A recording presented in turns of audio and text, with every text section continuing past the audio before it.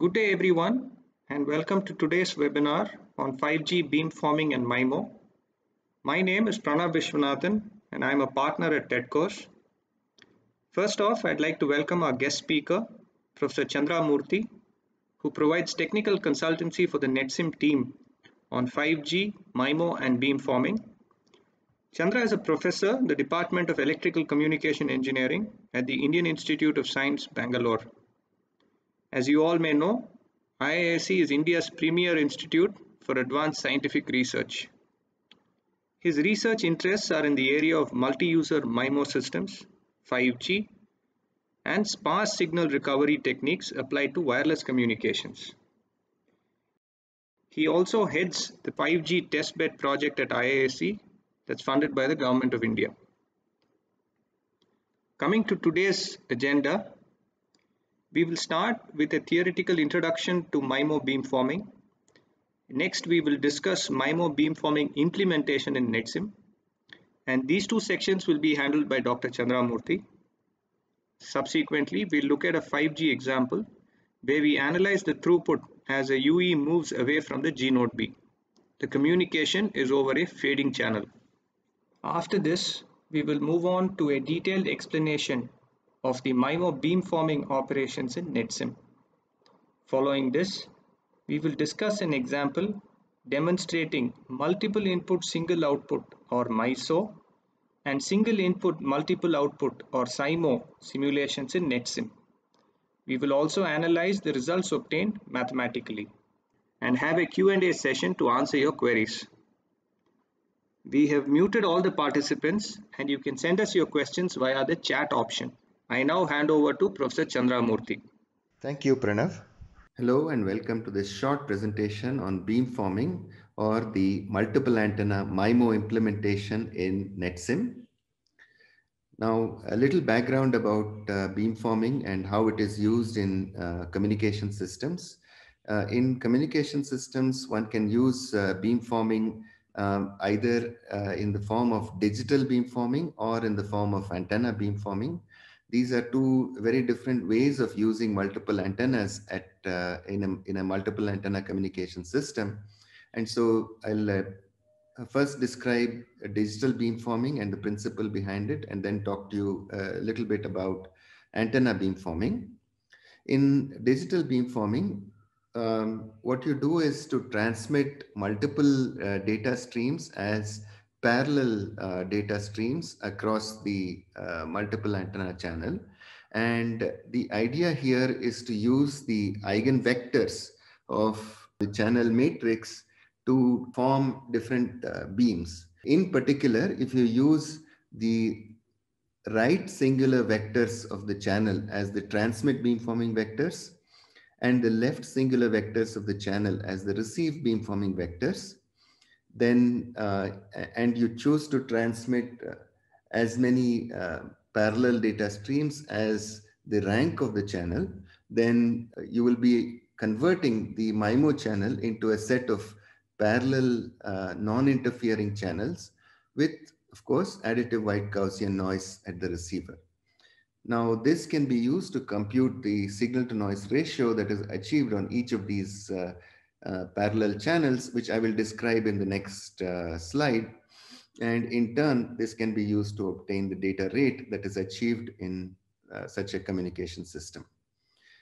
Typically, when you want to do eigen beamforming, the assumption is that the antennas are placed tens of wavelengths apart, which is true in the case of low and mid-band communication, specifically the sub-6 gigahertz communication, and in the presence of non-line of sight communication in a rich scattering environment. The effect of all of this is that the channel gains between different pairs of antennas can be modeled as being independent of each other, and the overall channel can be represented as the signal undergoing path loss and shadowing, followed by fast fading, which is modeled as a complex Gaussian random variable. The overall channel matrix, apart from the path loss and shadowing, which is common across all the antennas, is then represented as a complex matrix with of size NR cross NT, where NR is the number of receive antennas and NT is the number of transmit antennas. Separating antennas by tens of wavelengths is the natural thing to do in the sub 6 gigahertz regime, because the antenna elements are larger in size and therefore it is hard to pack these antennas very close to each other. When it comes to antenna beamforming, the idea is to use antennas as in the classical antenna array systems, which was typically used in the very low frequency communications systems. But now this kind of antenna array beamforming has had a new lease of life with millimeter wave communications, where the antenna elements are very small and therefore it is actually feasible to pack antennas at a spacing of half the wavelength of the carrier frequency.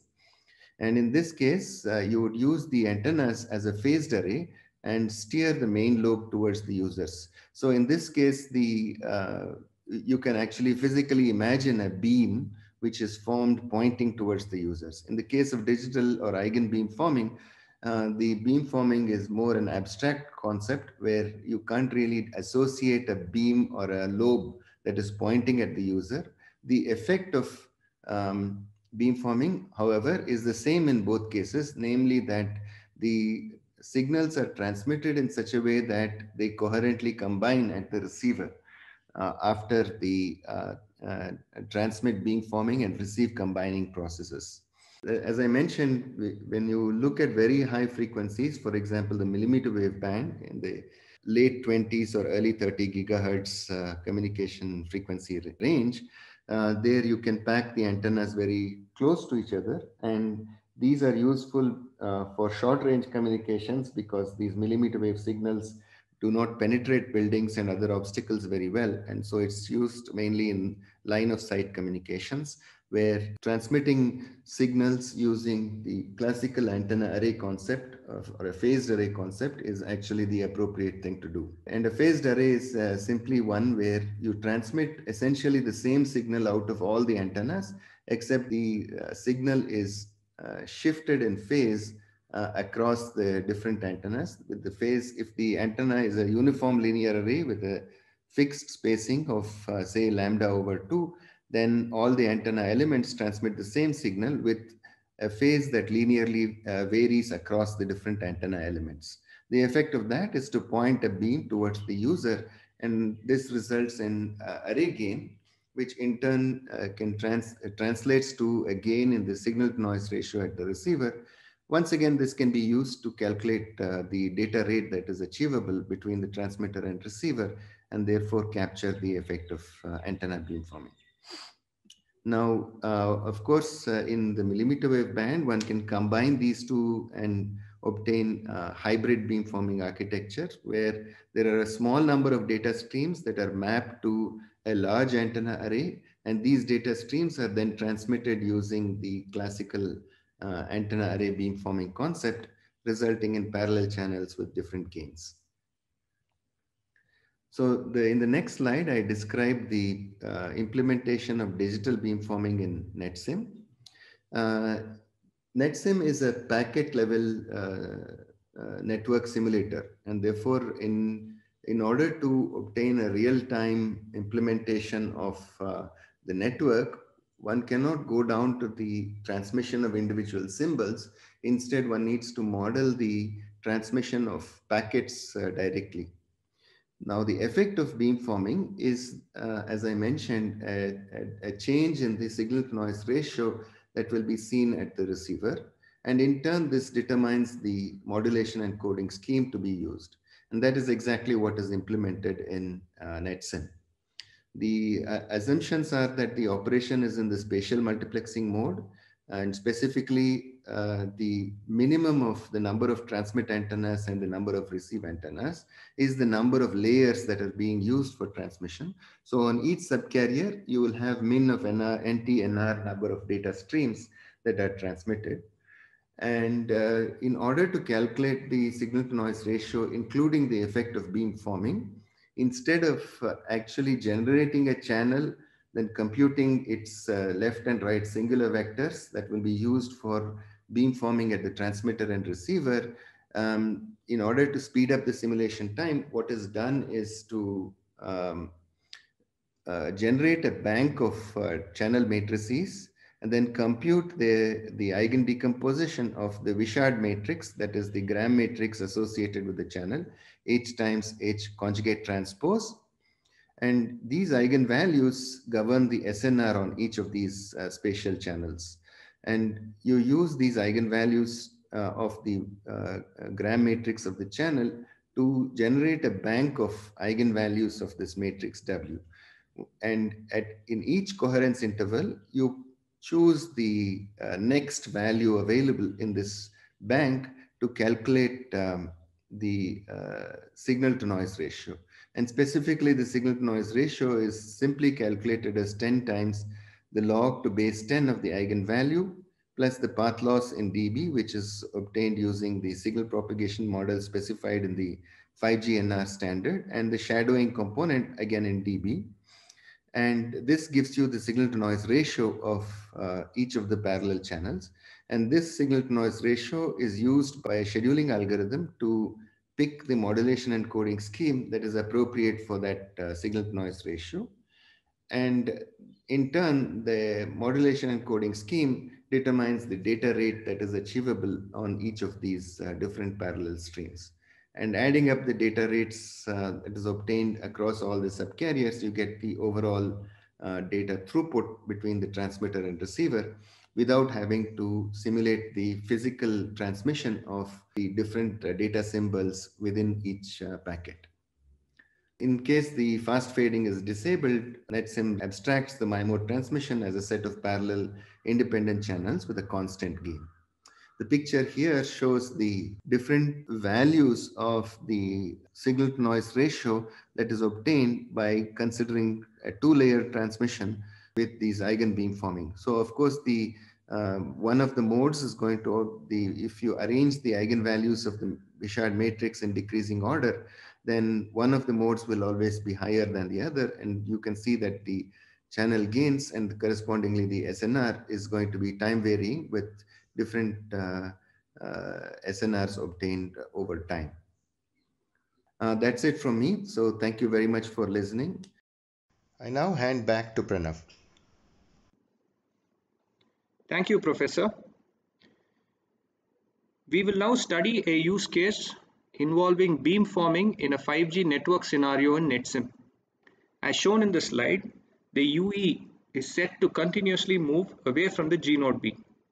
The UE G node B communication is over a fading channel with beamforming enabled. We study the variation in throughput. I now open the scenario in NetSim.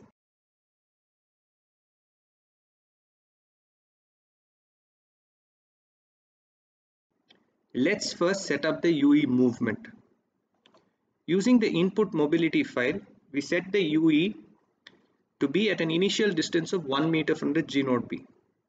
Then the UE moves away from the G node B in a straight line to a distance of 2.5 kilometers. The G node B is configured to run in the 3.5 GHz mid band, which is also known as the N78 band. Downlink uplink ratio is set to 4:1 with fading and beamforming enabled. Now let us come to MIMO. MIMO stands for multiple input, multiple output. It is a method for increasing the capacity of the wireless channel using multiple transmitting and receiving antennas.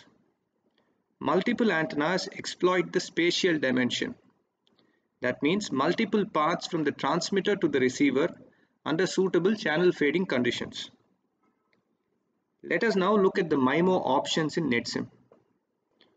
At the G node B, the transmit antenna count and the receive antenna count can be varied from 1 all the way to 128.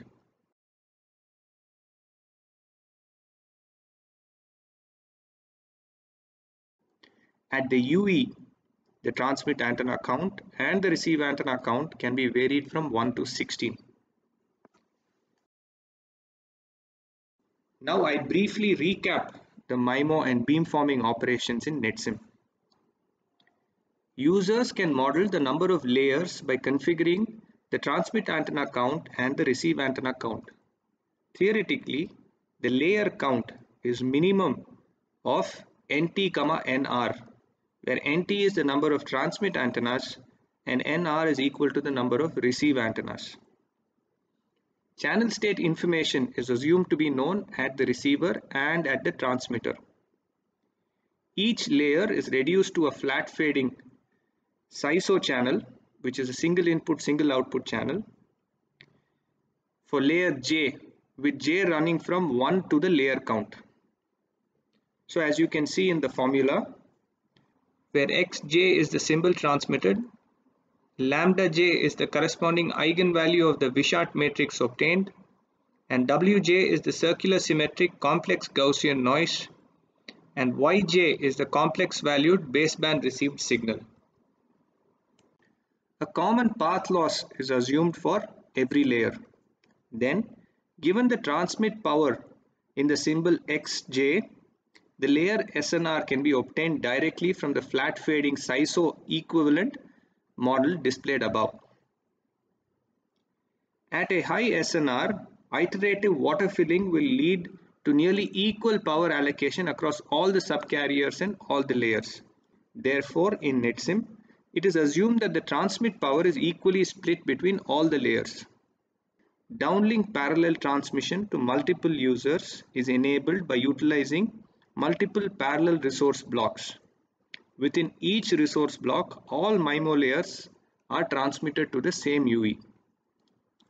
UEs receive no interference from other G node Bs, and a G node B does not receive interference from the UEs connected to any other G node B. The MAC scheduler will assign the subcarriers to the UEs. If required, all subcarriers can be assigned to a single UE. Now switching back to NetSim. Users can enable or disable a stochastic fading model. When fading and beamforming is enabled, fading is modeled by the elements of the H matrix being time varying, with a user settable coherence time. NetSim uses the rich scattering in the channel to form spatial channels. The number of spatial channels is equal to the number of layers. The beamforming gains in the spatial channel is equal to the eigenvalues of the Wishart matrix.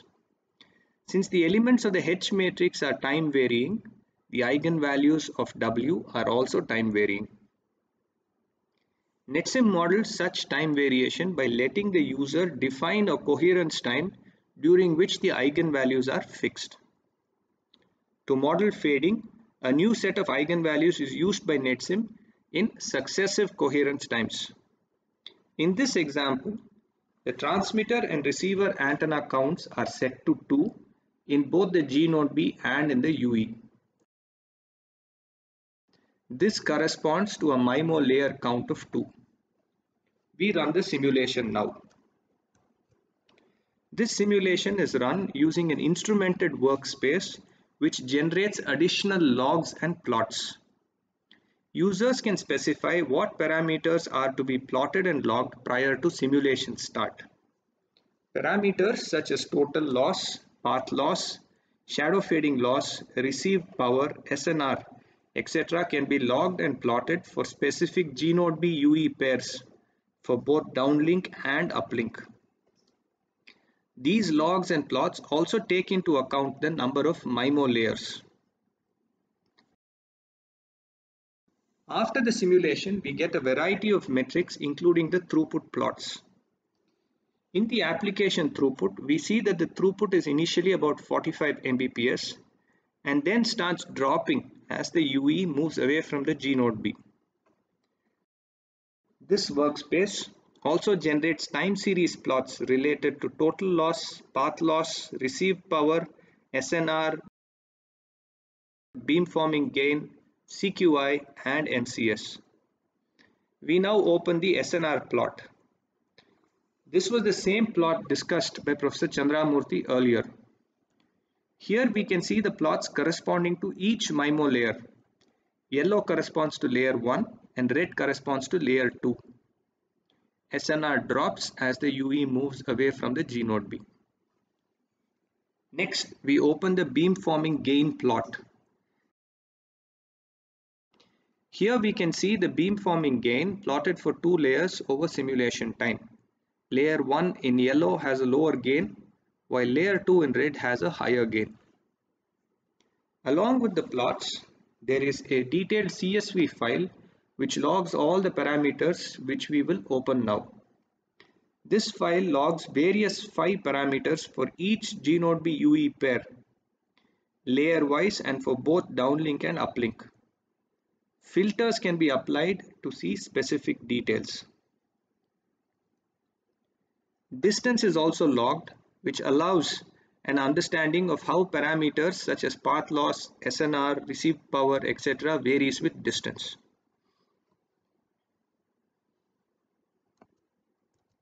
We now turn to a simple example.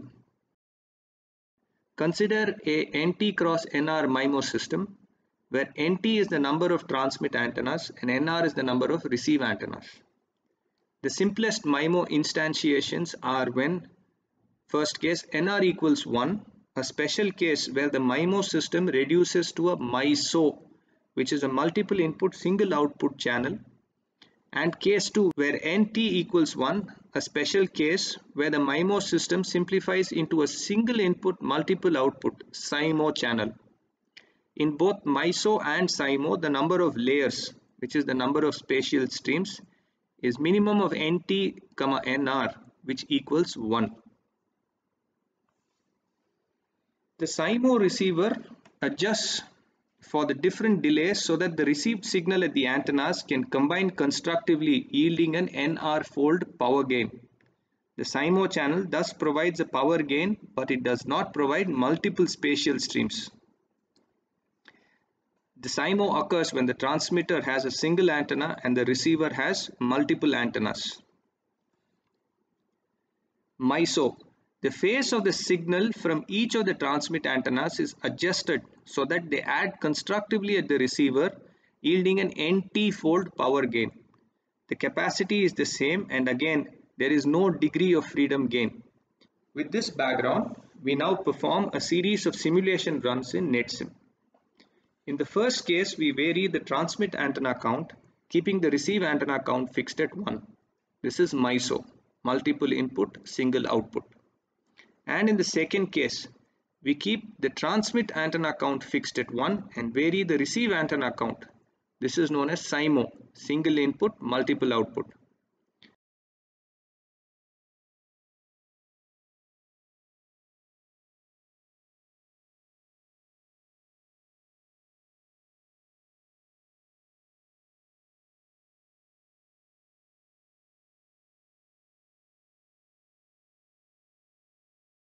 From the tabulated results, we observe an increase in the beamforming gain as NT increases in the MISO case and as NR increases in the SIMO case. We notice that the beamforming gain when NT varies with NR fixed is precisely the same as when NR varies with NT fixed. While link level simulators may perform the beamforming computations and provide the SNR at a link level, the power of a system level simulator like NetSim lies in its ability to compute the impact of link level factors such as beamforming on the system or the network. Since the distance between the G node B and the UE is fixed, the common path loss for all the TX-RX antenna pairs is the same. You can see it in the table. This common path loss is factored or pulled out from the individual NT-NR path loss calculations. With this factorization done, the only parameter affecting SNR is the channel fading, the effect of which shows up in the output as beamforming gain. Quite simply, as the average beamforming gain increases, the average SNR also increases. Notice that every time the antenna count is doubled, the SNR increases by approximately 3 dB. An increase in SNR improves the channel quality or the CQI and thereby a higher modulation encoding scheme or MCS is chosen for the data transmission.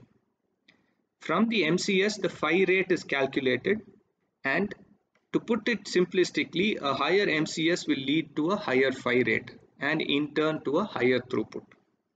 Users can thus see the impact of MIMO beamforming on network throughput. Now finally, we'll explain some of the underlying mathematics.